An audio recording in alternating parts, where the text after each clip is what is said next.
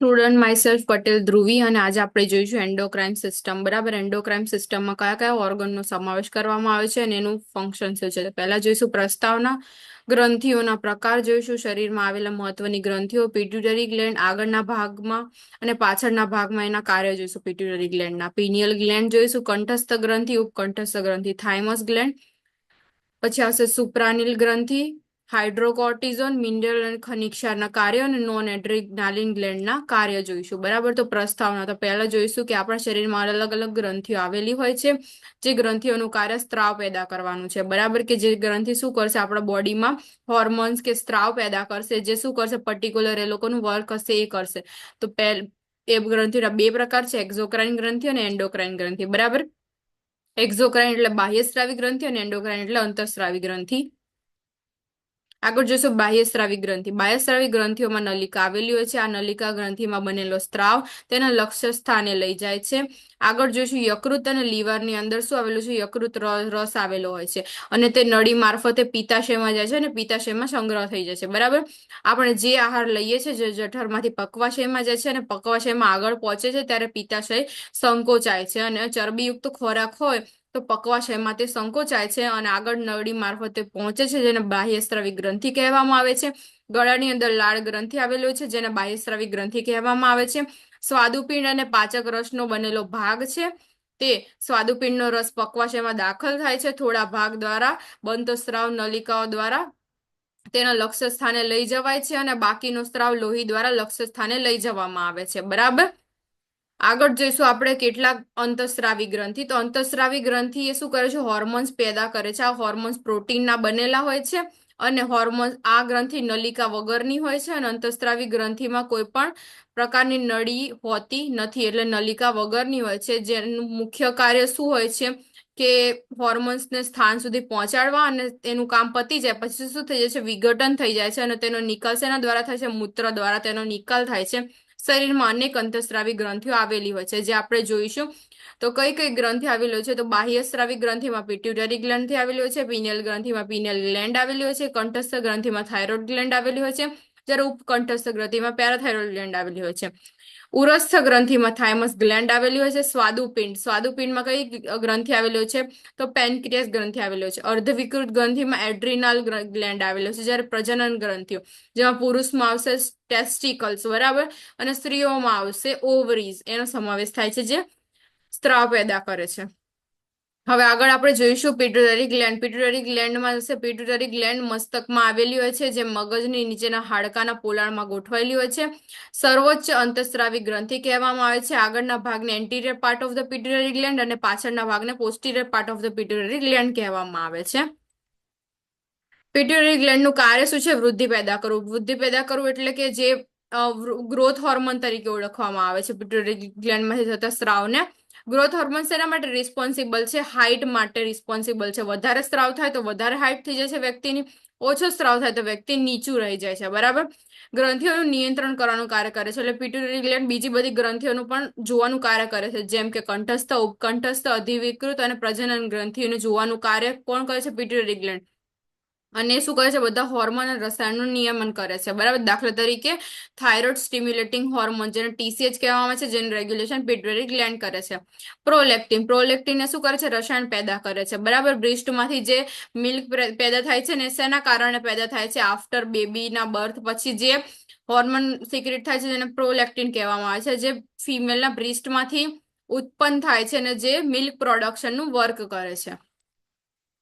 હવે પાછળના ભાગે પિટ્યુટરી ગ્લેન્ડના કયા કયા હોર્મોન્સ આવેલા હોય છે, તો બે રસાયણ પેદા કરે છે. ઓક્સિટોસિન, જે સગર્ભમાં, ઓક્સિટોસિનનું વર્ક શું થાય, કોન્ટ્રેક્શનનું કાર્ય કરે છે, યુટ્રસના કોન્ટ્રેક્શનનું કાર્ય કરે છે. કયા ટાઈમે, તો જે 9મો માસ હશે એનો છેલ્લો દિવસ હશે, જ્યારે બેબી આવવાનો ટાઈમ હશે ત્યારે યુટ્રસના કોન્ટ્રેક્શન અને રિલેક્સેશન કરવામાં કામ કરશે, જે પ્રસૂતિને નોર્મલ કરવાનું કાર્ય કરશે. મતલબ કે બેબી બોર્ન થવા માટે આ હોર્મોન ઇમ્પોર્ટન્ટ છે.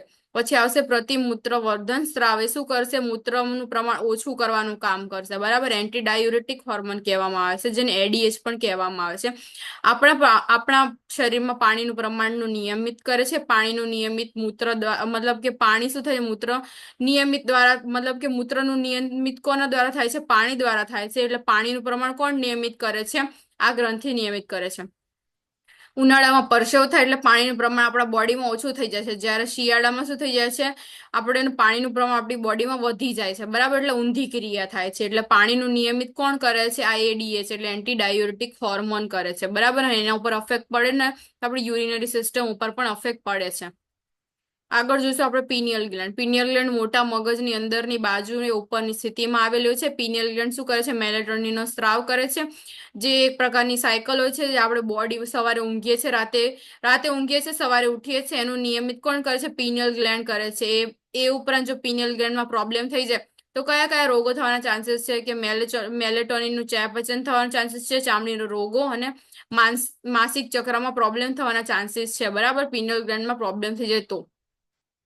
હવે આગળ જોઈશું કંઠસ્થ ગ્રંથિ. કંઠસ્થ ગ્રંથિને થાઇરોઇડ ગ્લેન્ડ કહેવામાં આવે છે, જે હોર્મોન સિક્રેટ કરે છે, જેને T3 અને T4 હોર્મોન કહેવામાં આવે છે. ગુજરાતીમાં તેને થાઇરોક્સિન અને થાઇરોઇન કહેવામાં આવે છે. આ બે હોર્મોન શું કરે છે? સ્ત્રાવ પેદા કરે છે, જે ગળાની આગળની બાજુ આવેલી હોય છે તેને થાઇરોઇડ ગ્રંથિ કહે છે. એમાં પહેલું હોર્મોન છે થાઇરોક્સિન. થાઇરોક્સિન આયોડિનમાંથી બને છે. અને બીજા કયા કયા વસ્તુમાંથી આયોડિન થાઇરોક્સિન બને છે? તો આયોડિન અને પાણી અને બીજા કેટલાક શાકભાજી અને ખોરાકમાંથી શું બને છે? થાઇરોક્સિન બને છે. થાઇરોક્સિનનું મેઇન કાર્ય શું છે? કે વૃદ્ધિ અને વિકાસ કરવાનું કાર્ય છે શરીરમાં. જો થાઇરોક્સ હોર્મોન ઓછા પ્રમાણમાં સિક્રેટ થતો હોય ને તો એ બાળક કેવું મન બુદ્ધિનું બાળક પેદા થાય છે, બરાબર. હવે થાઇરોઇન. થાઇરોઇન એટલે કે એ શું કરે છે? ચયાપચયની ક્રિયાનું નિયંત્રણ કરે છે. દર મિનિટે શરીરની ઝડપે શક્તિ પેદા કરે છે, બરાબર. એટલે કે શું કરે છે? શક્તિ પેદા કરવાનું. અને મેટાબોલિઝમનું કાર્ય કોણ કરે છે? થાઇરોઇન કરે છે, બરાબર. એટલે શરીરમાં આપણે જે ખોરાક ખાઈએ છીએ ને એમાંથી શક્તિ પેદા થાય છે, એમાંથી આપણે શું કરે છે? કેલેરીઝ, એટલી કેલેરીઝ મળે છે બોડીને, તો એ કન્વર્ટ કરવાનું કાર્ય પણ કોણ કરે છે? થાઇરોઇન કરે છે, બરાબર. ઉપકંઠસ્થ ગ્રંથિ, જેને પેરાથાઇરોઇડ ગ્લેન્ડ કહેવામાં આવે છે. પેરાથાઇરોઇડ ગ્લેન્ડ એ શું કરશે? એ પેરાથાઇરોઇડ હોર્મોનનું સિક્રેશન કરશે, બરાબર. એ શેની આજુબાજુ આવેલો છે? થાઇરોઇડ ગ્લેન્ડની આજુબાજુ આવેલી હોય છે, તેને પેરાથાઇરોઇડ ગ્લેન્ડ કહેવામાં આવે છે. અને તે પેરાથાઇરોઇડ હોર્મોનનું સિક્રેશન કરે છે, બરાબર.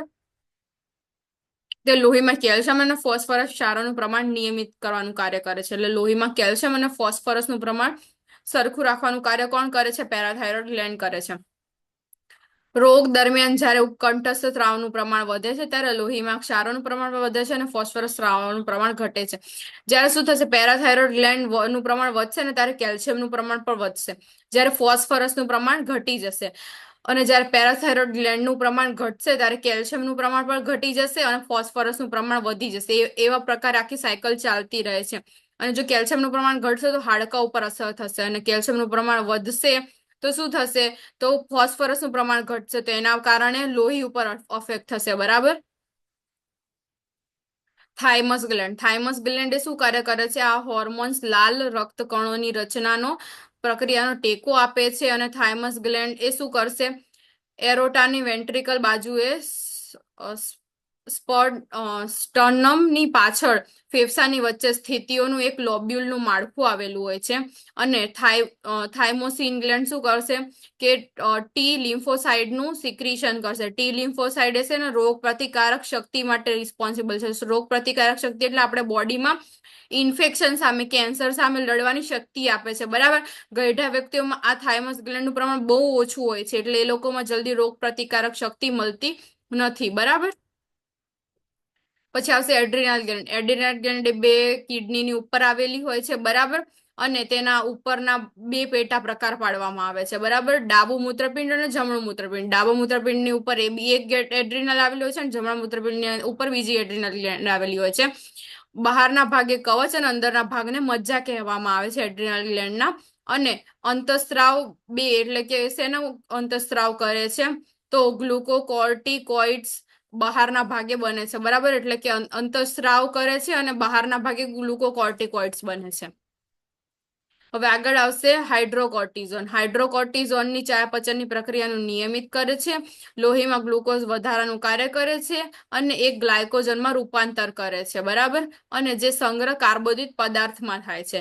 યકૃત અને સ્નાયુમાં સંગ્રહ થાય છે અને એક પ્રકારનું પ્રોટીનમાં બને છે. અને પ્રોટીનનું શું થઈ જાય છે? વિઘટન કરે છે અને ગ્લુકોઝમાં રૂપાંતર કરે છે. એટલે હાઇડ્રોકોર્ટિઝોન છે એનું ગ્લુકોઝનું નિયમિત કરવાનું કાર્ય કરે છે બોડીમાં. પછી આગળ આવશે મિનરલ અને ખનિજ ક્ષાર. મિનરલ અને ખનિજ ક્ષાર એટલે નામ ઉપરથી જ ખબર પડી જાય છે કે પોટેશિયમ, સોડિયમ, કેલ્શિયમ એટલે બધા ખનિજ ક્ષારોનું વાત કરવામાં આવી છે. તો આ શું કરે છે કે આ આ હોર્મોન હશે ને એ ખનિજ ક્ષારો એટલે કે પોષક તત્વોનું શું કરશે, નિયમિત કરવાનું કાર્ય કરશે. એટલે શું કરશે, આલ્કોસ્ટિરોલ નામથી ઓળખાય છે અને જે લોહીની અંદર ખનિજ તત્વોનું પ્રમાણ જાળવી રાખવાનું તથા મૂત્રપિંડમાં રહેલી મૂત્રસર્જક નલિકાઓની ઉપર અસર કરી અને સોડિયમ અને પોટેશિયમનું પ્રમાણ જાળવી રાખે છે. સોડિયમ અને પોટેશિયમ બંને ઉપયોગથી પાણીનું પ્રમાણ જાળવી રાખે છે. બરાબર, સોડિયમનું પ્રમાણ ઓછું હોય તો મૂત્ર વાટે સોડિયમનો નાશ પામતો અટકાવે છે. બરાબર, એટલે આ હોર્મોન શું કરશે કે બોડીમાં સોડિયમ ઓછું હશે ને તો શું કરશે, મૂત્રમાંથી સોડિયમને જાળવી રાખશે અને પાણીને રિમૂવ કરશે. બરાબર, એના બદલે પોટેશિયમને મોકલશે. બરાબર, એટલે પોટેશિયમ રિડ્યુસ કરશે. સોડિયમ અને પાણીનું પ્રમાણ વધી જાય તો બ્લડ પ્રેશર પણ વધી જાય છે. કેમ કે ઓલવેઝ ઇંગ્લિશમાં કહેવામાં આવે છે વોટર ફોલો સોડિયમ અને સોડિયમ ફોલો વોટર. બરાબર, એટલે કે પાણીનું પ્રમાણ અને સોડિયમનું પણ બોડીમાં સરખું હોય છે. બરાબર, તો જ બોડીનું નિયમિત થાય છે. સોડિયમ એનેના નામથી ઓળખાય છે જે મૂત્ર વાટે નાશ પામે છે. ડાયુરેટિક્સ સોડિયમ નાશ પામે છે. ડાયુરેટિક્સ મતલબ કે બોડીમાં પાણીનું પ્રમાણ જ્યારે બહુ જ વધી ગયું ને જેને સોજા આવે, ખબર છે જેને સોજા આવે ડોક્ટર શું ડાયુરેટિક્સ પ્રિસ્ક્રાઇબ કરે છે. બરાબર, તો ડાયુરેટિક્સ શું થશે, સોજા ઓછા, સોજા એટલે કે શરીરમાં વધારાના ભાગમાં પાણી ભરાઈ જાય છે. તો એવા ભાગ એનાથી શું થઈ જશે, સોડિયમ પણ ઓછું થઈ જશે. પાણી રિડ્યુસ થાય ને એની સાથે સાથે, કેમ કે મેં પહેલા કીધું વોટર ફોલો સોડિયમ અને સોડિયમ ફોલો વોટર છે, એટલે બંનેનું માત્ર સરખી હશે. લેઝિક્સ થી પણ સોડિયમ નાશ પામે. લેઝિક્સ મતલબ કે વધારે પડતું પેટમાં ગડબડ થઈ જાય કે એવું થઈ જાય તો લેઝિક્સ આપે છે ડોક્ટર. તો એના કારણે પણ આયન બધા નાશ પામે છે. અશક્તિ આવે, કળતર થાય અને શું થઈ જશે, આલ્ડોસ્ટિરોન સોડિયમ પાછું લઈ જાય છે અને મજ્જા અંતસ્રાવ બને છે. કોર્ટિકો એન્ઝાઇમના બે પ્રકાર છે, નોન એડ્રેનાલિન અને એડ્રીનાલિન, જે આપણે આગળ જોઈશું. નોન એડ્રેનાલિનના કાર્ય તો જે રક્ત વાહિનીઓના સ્નાયુનું સંકોચન થાય છે અને બ્લડ પ્રેશર વધે છે. એડ્રીનાલિનની મદદથી કોઈ તાણની પરિસ્થિતિ પેદા થાય છે ત્યારે એડ્રીનાલિન લોહીની અંદર એકાએક વધે છે. આંખની કીકી પહોળી થઈ જાય છે અને ચામડી મળતો રક્ત સંચાર ઓછો થાય છે અને પરસેવો થાય છે. હૃદય અને સ્નાયુને મળતો લોહીનો પુરવઠો એકાએક વધી જાય છે અને હૃદયની ગતિ વધે છે. નાડીના ધબકારા પણ વધી જાય છે અને મગજ ઉપર આધાર રાખે છે. શ્વાસ વાહિનીઓ ફૂલે છે અને શ્વાસની ગતિ વધે છે, જેને સ્ટ્રેસ કહેવામાં આવે છે. નોન એડ્રેનાલિનના બે પ્રકારો છે. લડી લેવાની પ્રક્રિયા કરે છે, મતલબ ફાઇટ્સ કરે છે, કોઈ પણ રેઝિસ્ટન્સ આવે ને તેને રોકે છે, અને ભાગી છૂટવાની પ્રક્રિયા કરે છે. Thank you students.